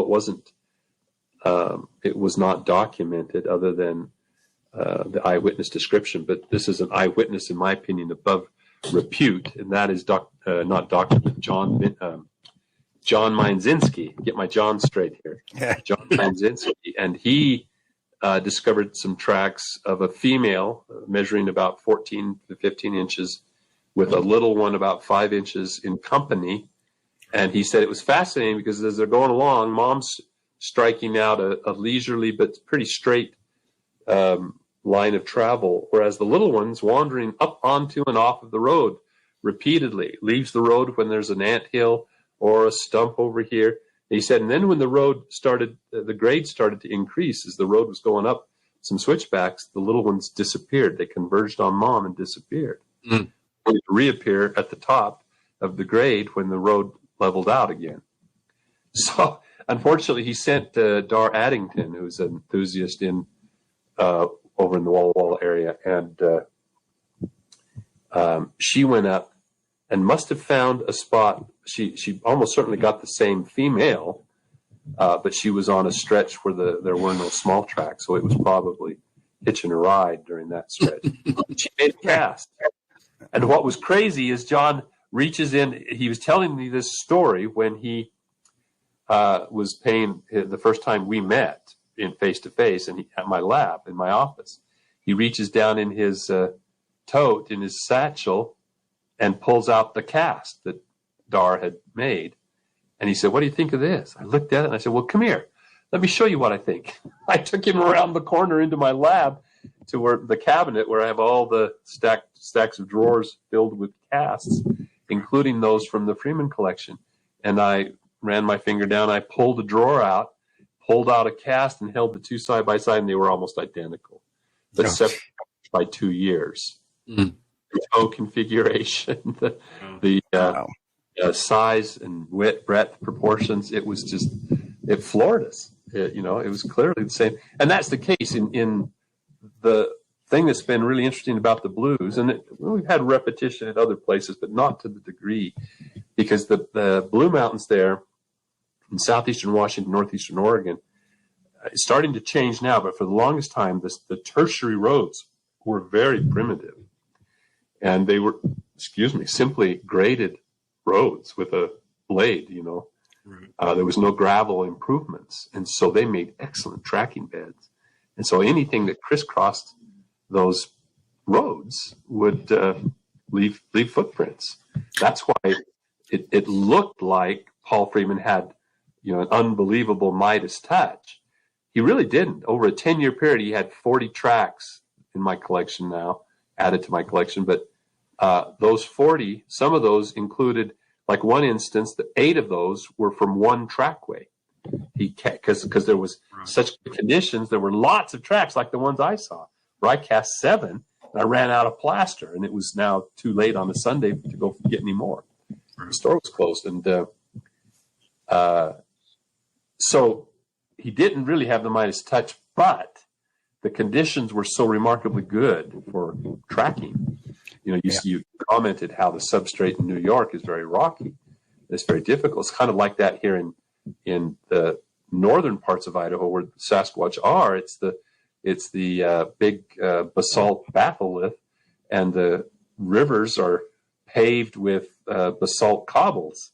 And there aren't very many really dusty roads until you get to the southern part of the state, where there really are rarely, if ever, any Sasquatch reports, because it's so much more arid and devoid of forest. And Paul put a hell of a lot of time in the field too. Oh yes, and Michael, and in his talk, his son, who has given some really interesting public addresses, makes that. Yeah. It became an obsession. It really did. And you can kind of understand how, when your character and integrity are assailed, and you want to prove something. Right. Now our next question comes from Jay Fretz. Jay Fretz is we love Jay. He had an experience some 50 plus years ago when he was 18 years old, and he asked the following question. With their stride being 1 foot aligned behind the other, it looks like their hips would have to rotate more than ours to achieve that. I guess he was looking for. Well, first of all, let me sort of dispel a generalization that I think is far overstated, and that is the tightrope walk. The tracks that I observed didn't exhibit that, and there just aren't. The picture that sometimes is cited or used to illustrate that is taken from the just inside the cover of a couple pages inside John Green's book, On the Track of the Sasquatch, where the tracks he was investigating the Blue Creek Mountain trackway, where there were lots and lots and lots of footprints. They followed for over a mile in onto and off of the road and so forth, but they're coming around a bend, a curve in the road. And so, yes, as the Sasquatch is making that curve, it looks like the feet are more aligned with one another. Now, the principles involved would be, there is some advantage to having your feet close to the midline, because then there's less sway, or list, we call it, in the pelvis that has to be countered by the muscles on the hip, the gluteus medius in particular, which is the muscle that keeps you. If you've ever seen someone walk when they have paralysis of the lateral gluteals there, they kind of throw their arm and lurch their body to one side, and they lurch it to the side that's paralyzed, because the muscles on that side can't prevent the body from tipping when weight's being supported by that single leg. So you, just like a tightrope walker, you throw your limb and your body to one side to bring the center of mass over the tightrope, right?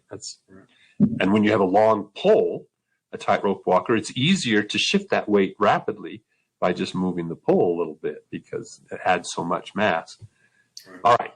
So, yes, it may be that Sasquatch do place their feet closer together, have less of a straddle or step width than humans do. But I think that the alignment is not. Now, not to wax too technical, but another strategy, that we use to maximize our stride is to add that little bit of dimension of the hip breadth by, as we swing a leg forward, we swing our hip forward too before the heel plants in a heel strike. And that does add to rotation of the hip. Now, since Sasquatch has a remarkable step length, and maybe they do employ that, not in combination with an extended stiff leg, but with the compliant gait, you could still reach forward and rotate your pelvis more to maximize the step length. So now, I have a quick follow-up question. And you may have a different perspective because you've probably seen these close up. But to me, in photographs, the Blue Creek Mountain trackway that was found by John Green looks a lot like the Ray Wallace stampers. Right, because it looks like one of Ray Wallace's stampers. Gotcha. And if you look at all the rest look different, and they all look like each other. So the question is, why is there the divergence? Well, in questioning and pursuing that, we found out that Bob Titmus had given, or no, not Bob Titmus. It was, I think it was Mullins? Al Hodgson. Oh, had given a copy of his track to Wilbur Shorty, and so they had a copy of that. And so isn't it interesting that then their carved wooden foot looks so remarkably similar to that? Gotcha.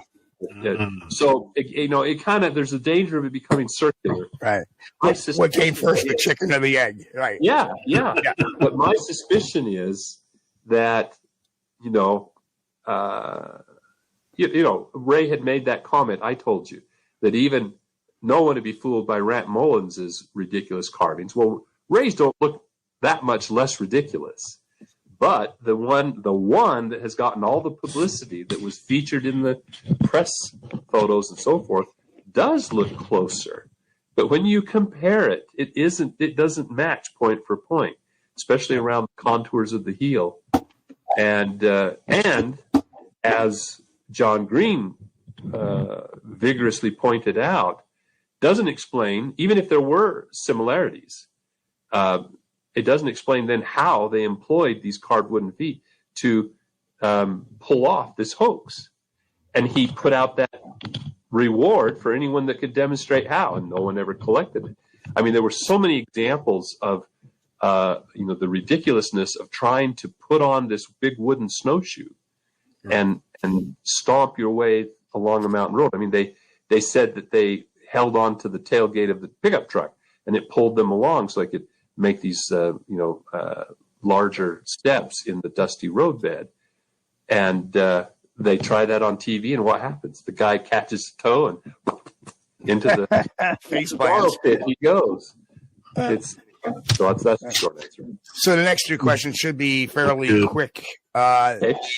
Our good friend Henry May asks, Jeff, how many casts do you have in your collection of Big Jim, in parentheses, actually Big Jill?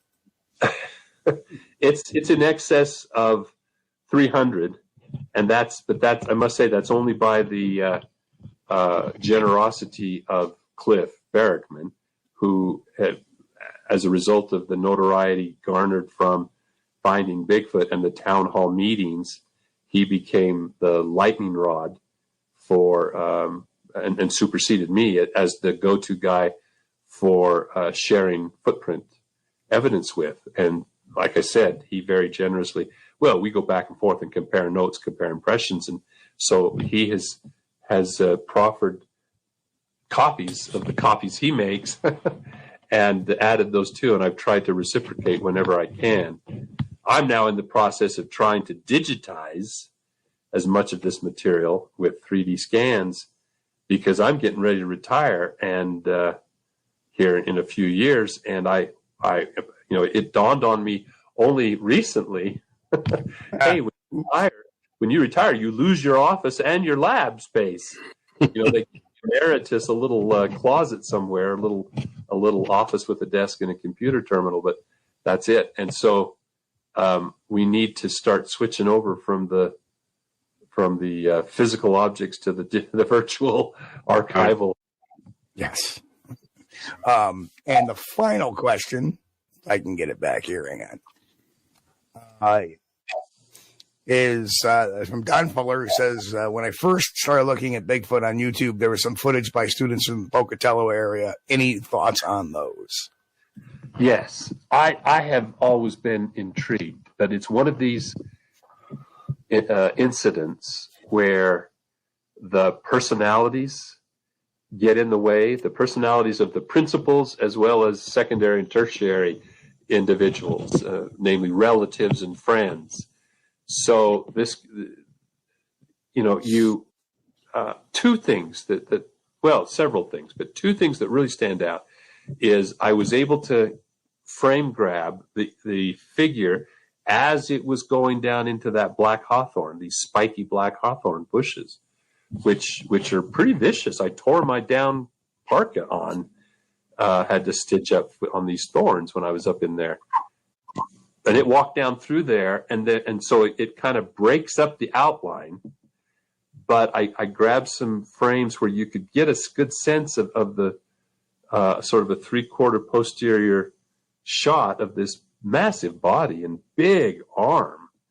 And if you go to those very clear frames from the Patterson-Gimlin film before it gets over into the debris, the flood debris, the flood flotsam and whatnot, it looks just like it. I mean, it looks so much like it. I showed it to one of my colleagues who is also an anatomist, and he looked at it and he goes, well, they must have taken this image, pointing to the Patterson film, and just dodged it in to the background in this video. And I go, how could they possibly do that? All these branches, it's walking in front of and behind all these branches. Can you imagine trying to dodge in all of that detail and then have it disappear? It stepped down into a kind of a intervening gully and disappeared. And he goes, well, yeah, that would be. No, that wouldn't work. So impressed by it. Well, then they had one photograph of one footprint, and which was unfortunate. They didn't have more that he shot with his phone. They didn't take the video camera up with them. I mean, it was a camera that was checked out from. Oh no, maybe it wasn't. But anyway, for some reason they didn't take it up. That was a little suspicious why they didn't take that with them. But when they took the picture of this one footprint, and when Cliff talked about it on Finding Bigfoot, when they actually talked to the witnesses, Cliff said how odd it looked, and he was rather skeptical. It seemed to bend in the wrong direction. Well, it's funny because I was one day looking at this slide of the 10 footprints from the Patterson-Gimlin film site taken by Bob Titmus. And one of the footprints looks odd in the very same way. It's as if it's bent in the wrong way. Well, if you have a very flexible foot, and if you've ever seen someone, when we talk about one pair of movements of the foot called supination and pronation. Now, people generally know what you're talking about when you say pronation, because someone who is quite heavy, has collapsed arches, and becomes knock-kneed because of their weight bearing, they have very pronated feet. The feet are flat and they roll inward. The ankle rolls inward, and it will give the foot a reverse bend look? Well, in a very mobile foot like the Sasquatch, it doesn't have to be pathological. It just has a greater range of motion. It could be driven by an angle of the slope it's walking on, that the foot rolls further down slope, say, and gives it this bend. Well, I took that one from the PG film, from the Titmus set, and made a graphic and put it right beside the other. It's almost the exact same length based on their measurements as the cast of this one, and they're almost identical. Now, what does that mean? Well, I mean, it's just one possibility is you think to yourself, if these kids were faking a Bigfoot track, and even if they came up with this set, why would they choose the 1 out of the 10 that looks the oddest, that is the most unusual, and yet has a perfectly reasonable explanation? Right. So, you know, the stories, one of my good friends here in town knows the kid's grandfather. And the grandfather said to him, it's all, you know, he just jerking everyone's chain. Well, I can see a grandfather saying that when he doesn't know one way or the other. You know, he doesn't believe in Sasquatch. So, of course, he's jerking your chain. There's no direct, eyewitness connection there. Right. Well, anyway, so that is the questions. So, Jeff, I want to thank you for being here tonight. It's been a fun ride. I feel like I've been in class for the last couple hours, which is awesome. Usually Chris and I, either Chris needs an interpreter or I need an interpreter, depending on what part of the country the person comes from, the north or the south. Tonight, I think we both needed an interpreter at some point. Yeah. Well, but anyway. I tell my Chris, students these days to take advantage of Siri. Yeah, I've got a lot of stuff to look up in these notes. What the hell was he talking about? Yeah, you got to be able to eat the word, I guess, don't you?